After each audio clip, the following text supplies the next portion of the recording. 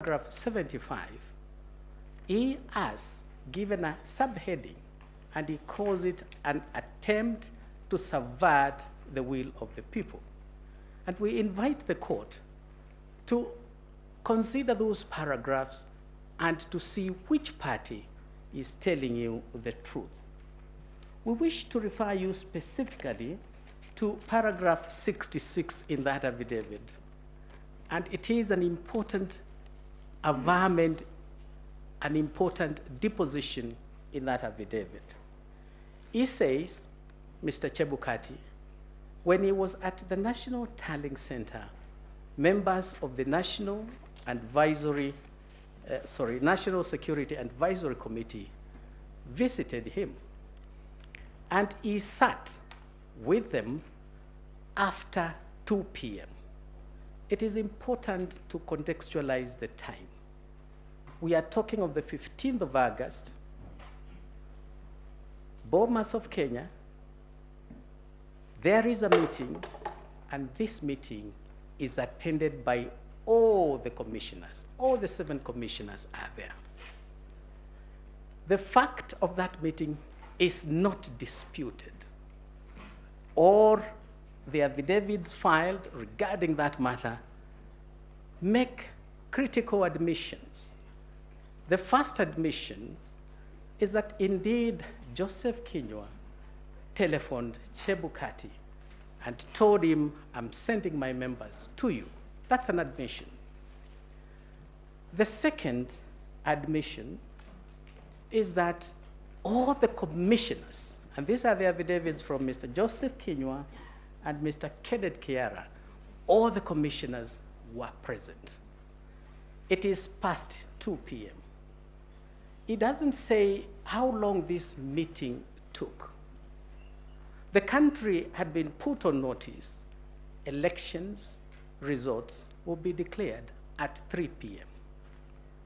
And once you look at the paragraph I've referred the court to, Mr. Chebukati says the message from this powerful committee was simple: declare these elections in favor of the petitioner, the first petitioner, in petition number 5.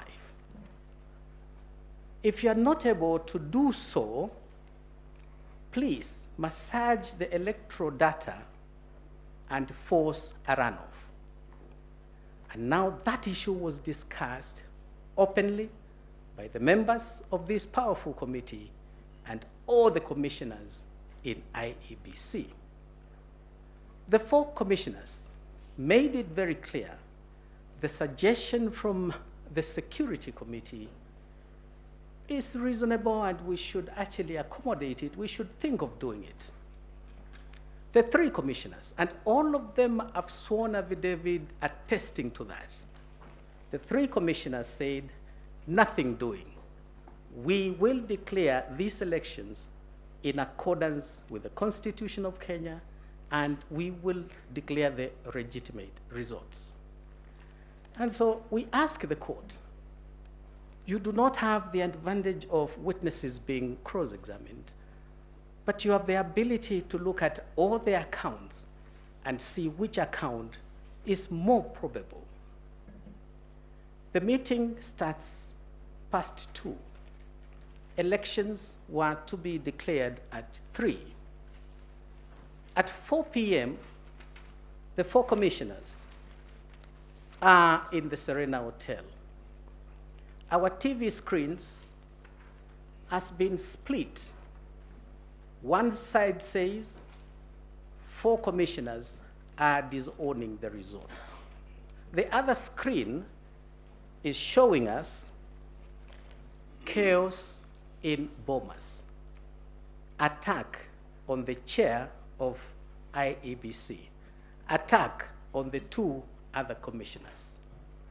Do you believe, will this court believe, that members of the National Security Advisory Committee was going to discuss matters of security when in less than 1 hour, 2 hours, the electoral commissioners are being assaulted, and this is being broadcast live?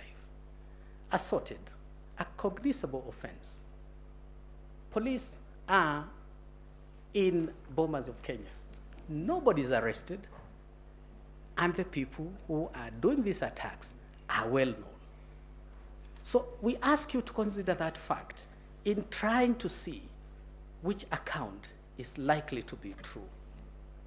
The commissioners at Serena Hotel opened by saying, we've conducted a very good election.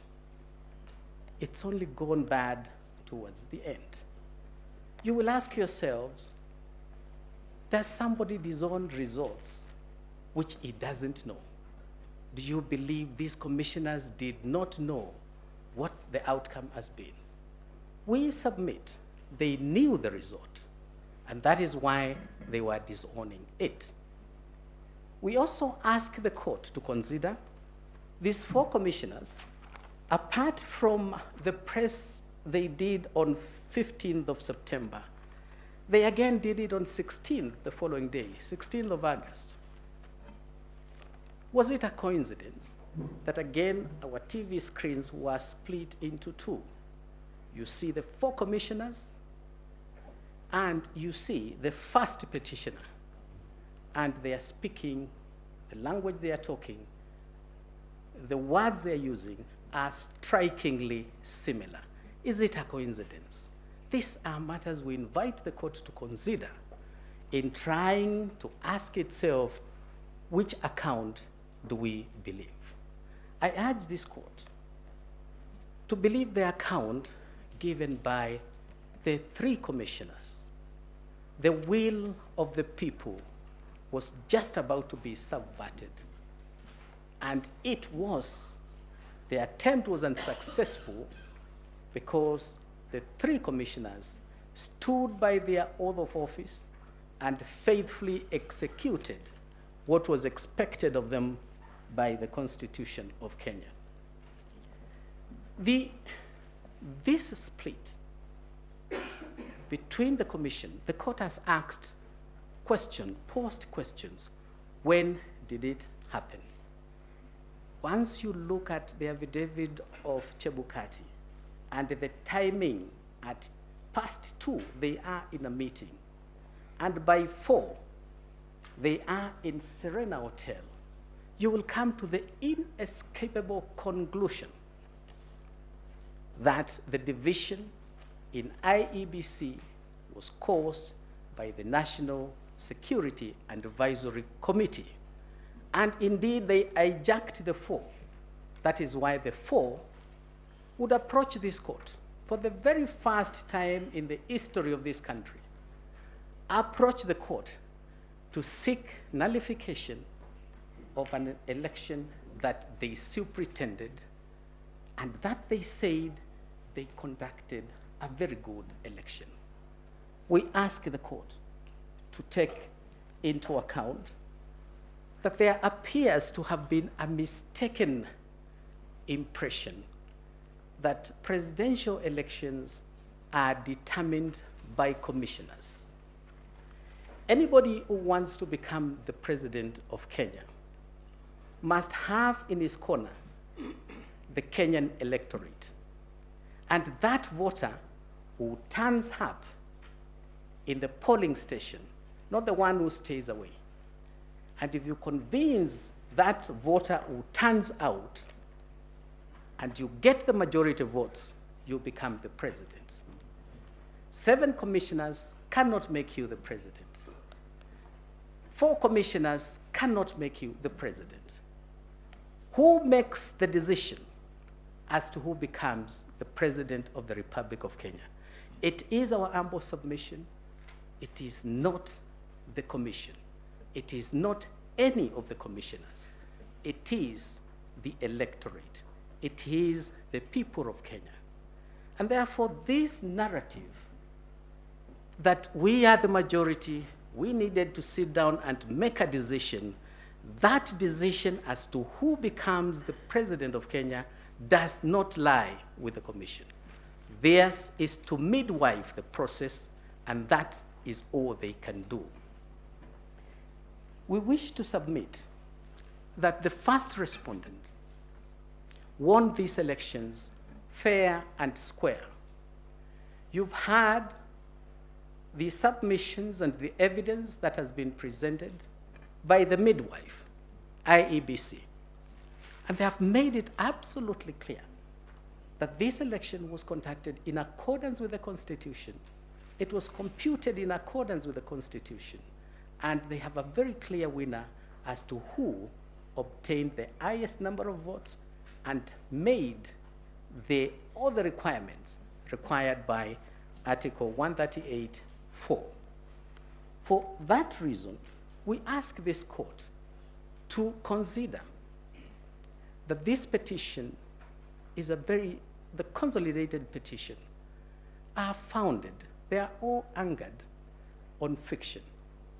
They are all anchored in forgeries. They are anchored in fraud.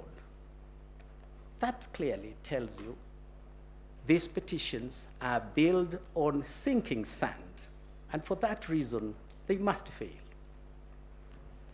I wish to ask the court amply to reflect on the ruling of King Solomon.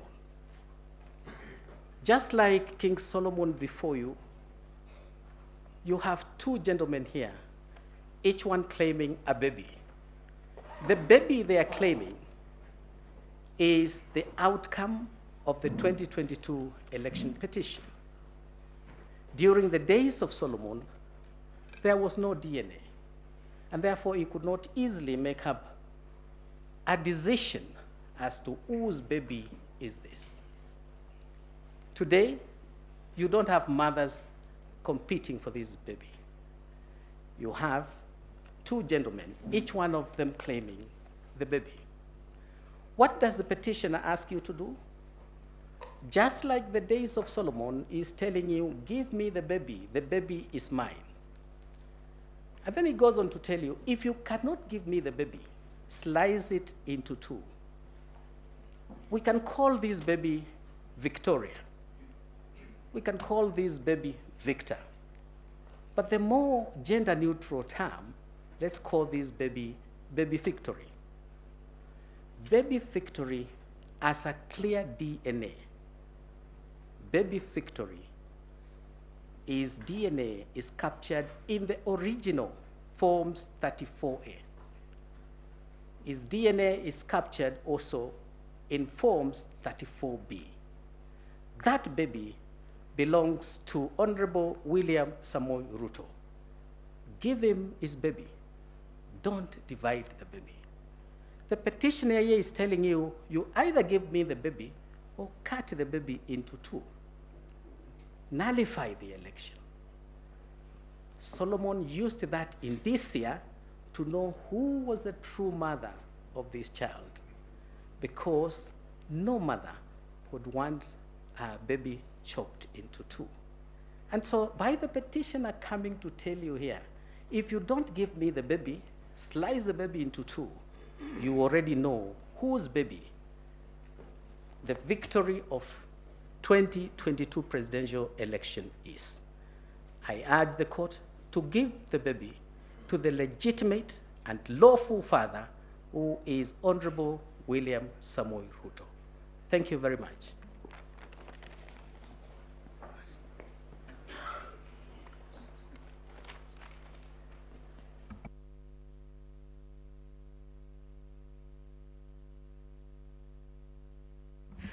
I'm sorry, Your Ladyship, the Chief Justice, Justices of the Supreme Court, I wanted to yield the floor to my senior friend, Gatia, Senior Counsel. Thank you.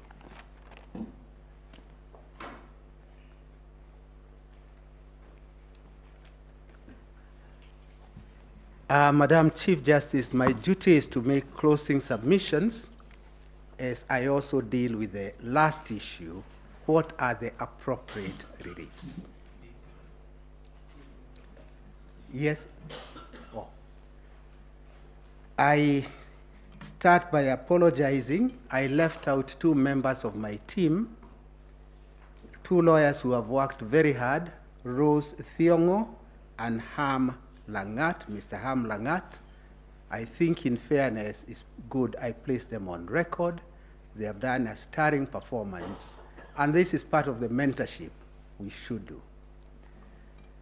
Madam Chief Justice, let me also start by apologizing that I did not place on record the fact that we did file written submissions on 27th August this year, and we rely on those written submissions.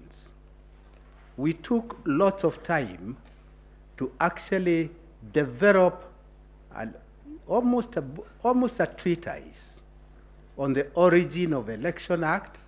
We went to 1870 in England, where we found the first codification of the Election Act, and the subsequent development and the hesitation by apex courts in not disturbing electoral victory. I would request you, in the fullness of time, please look at it. I should also, in fairness, indicate that the authority I referred to from Ghana decided last year the Mahana decision is authority number of authorities. And again, this, Madam Chief Justice, let me say this because I ought to acknowledge it. Judges in Ghana quoted with approval one of your judges.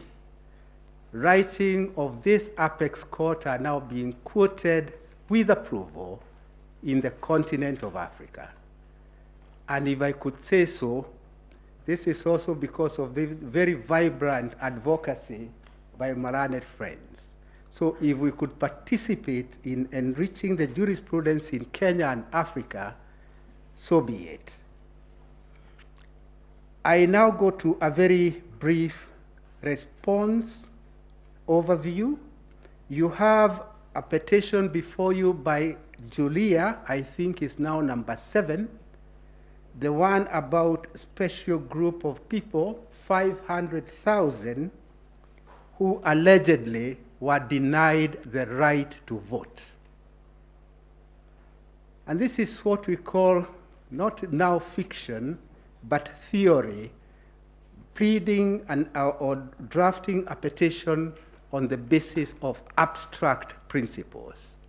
The so-called 500 people, not a single one of them have filed an affidavit to say because they were working for IEBC or were working in any hospital, they were deprived an opportunity to vote.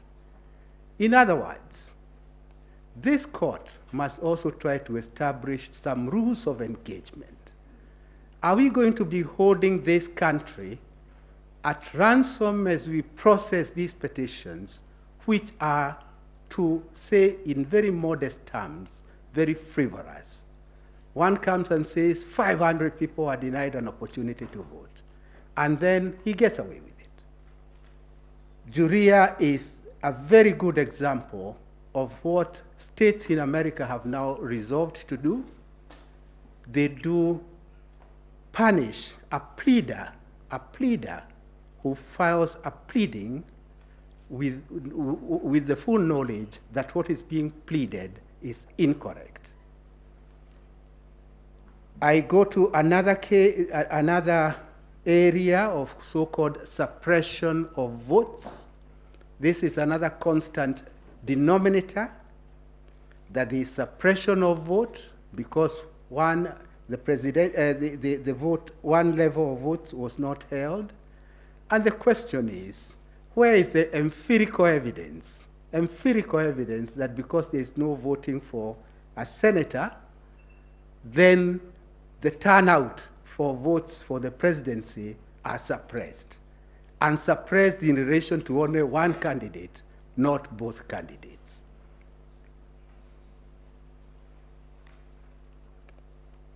My learned friends have talked about what yesterday was being called dysfunctional IEBC. It is not dysfunctional IEBC. It was a functional IEBC until 3 p.m. on 15th. On 15th August, towards 3 p.m., some commissioners were hijacked with their free will, and they opted to walk out from their brothers and sisters. There is a point that concerns me as a regular practitioner in this court, in these electoral cycles. And this is this. For how long are we going to allow our political class to advance self-interest, and to hold this country in perpetuity of uncertainty? That is something I think, Madam CJ, you now have an opportunity under Section 3 of your Act. The first fundamental in Section 3 is your true north, is supremacy of the Constitution. Your true north being the supremacy of the Constitution, and then other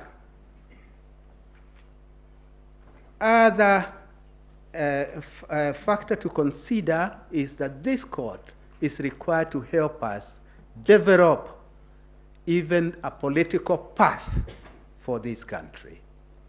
Those two becomes very important aids in how we deal with the political class. I'll come to that towards the end.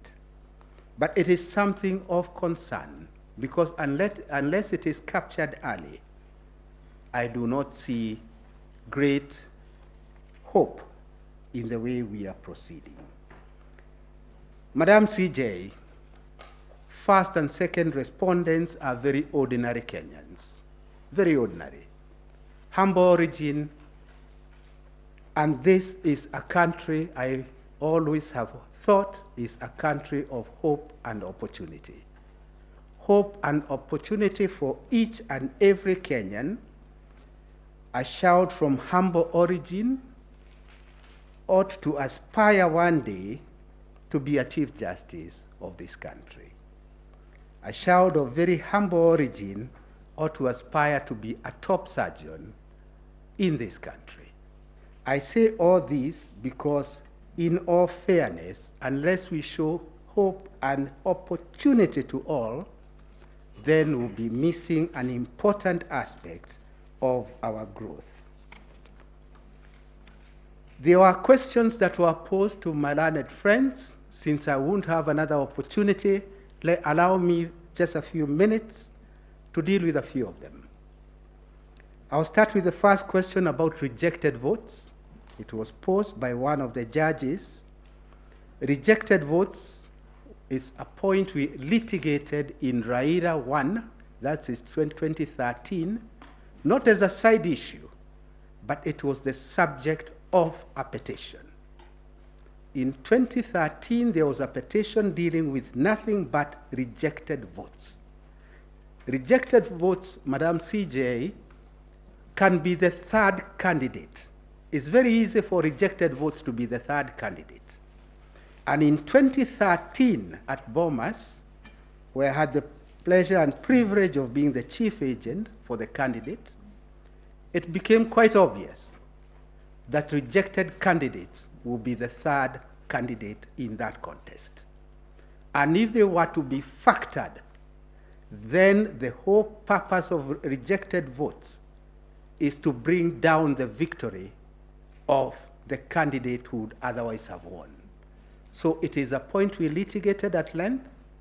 Some of my learned friends, my seniors, we litigated at length, and this court held and found that what is to be considered are the valid votes cast. So in my submission, that is a point that has been dealt with. It was again repeated by the court in Ghana. Last year, they rejected the notion of considering rejected votes in the final tally. As a matter of fact, now that I remember, I'm getting a little older, I was clearer then in 2013, it is a misconception to call them rejected votes. It is actually rejected ballot, because a vote is that which is valid, which expresses a choice. So those so-called rejected votes are actually rejected ballot papers. The same holds true for spoiled ballots, and the same holds true for stray ballots. As fate would have it, you will not even know about the stray ballots at the point that the tallying is going on.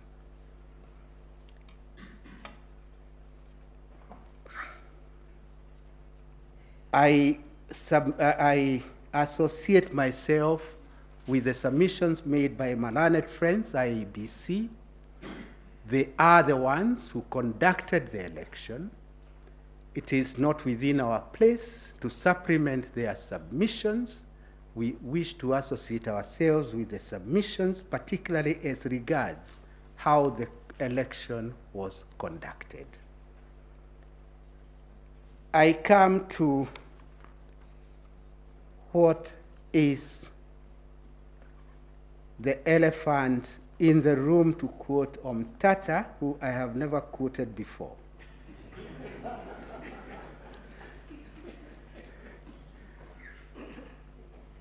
What is the way forward?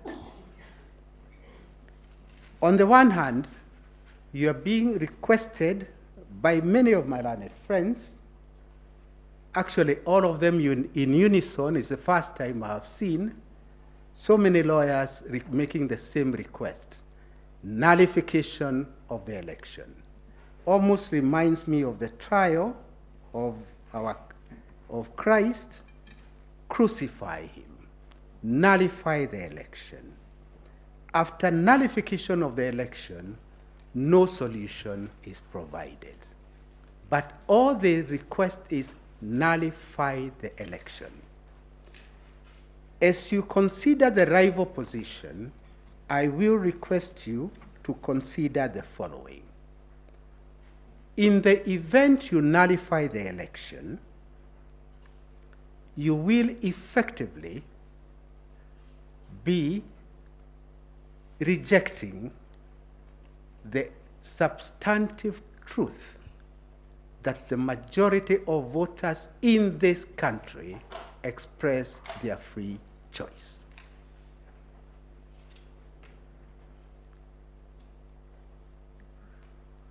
While considering that plea of nullify the election, we shall be acceding to a very dangerous trend in this country, that presidential elections are to be held, and if I'm aggrieved, not because of any error, but I want to hold the country at ransom, I will walk to the Supreme Court and the election will be nullified. While considering that request, please also consider the far-reaching consequences that we all participated, we all experienced in 2017. That is on the one hand. On the other hand, the first and second respondent come to you with a request. The request is, voters did exercise their right. Hold them to that covenant. The covenant is they made a choice. Do allow the country to now move forward. We cannot and cannot afford election mode in perpetuity. I think I have said enough to demonstrate where my mind is. It is time for finality and stability. Finality and stability. In doing so, Madam Chief Justice, you'll be sending yet another signal to the political class. And here I am not finger-pointing anybody. As I said in 2013, what I say for this client is what I'll say for the next client who is in that class. The country does not belong to them. This country belongs to all of us. And since the country belongs to all of us, no person should consider that there is an entitlement. Considering that there is an entitlement is to engage in an illusion. That illusion ought to be replaced by reality. Reality is that it is voters who make their choice.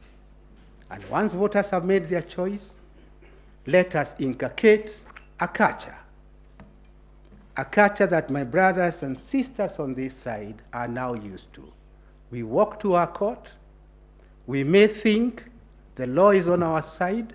We may think we are entitled to victory. But we accept the verdict of the court because much as we may think we are eloquent litigators, the final word is always with the court. With those comments, may I very humbly and respectfully request this court to let this cycle come to an end so that we can get back to our business, the business of developing our country. With those remarks, I would wish to close and to donate the 30 minutes to the court because we are patriotic enough to know that it's not really in the interest of this country to engage this never-ending circle of litigation. Thank you very much. Unless you have any questions for us, that's the end of our case. Thank you very much. We appreciate the donation and the appreciation that this time that we have is very, very tight because for us, the work actually begins when we finish all this. The bench will have questions to those submissions that have been made today. But I think there are a few who might also want to add some questions to the petitioners, especially the commissioners who are supporting the petition. I think what we want to do now is take a short health break, resume at 5:20, and this is going to be the order of business. We will ask questions to the petitioners and the commissioners who are supporting the petition. They will still respond tomorrow when they are doing their responses. But for the respondents, the first and the other respondents, we will request them to answer today the questions. We will also share the report on the scrutiny and the orders that were issued by this court on the discovery issues, the application by the petitioners. I think it was the first petitioner, Karifa, and the youth advocacy. They had applications for scrutiny.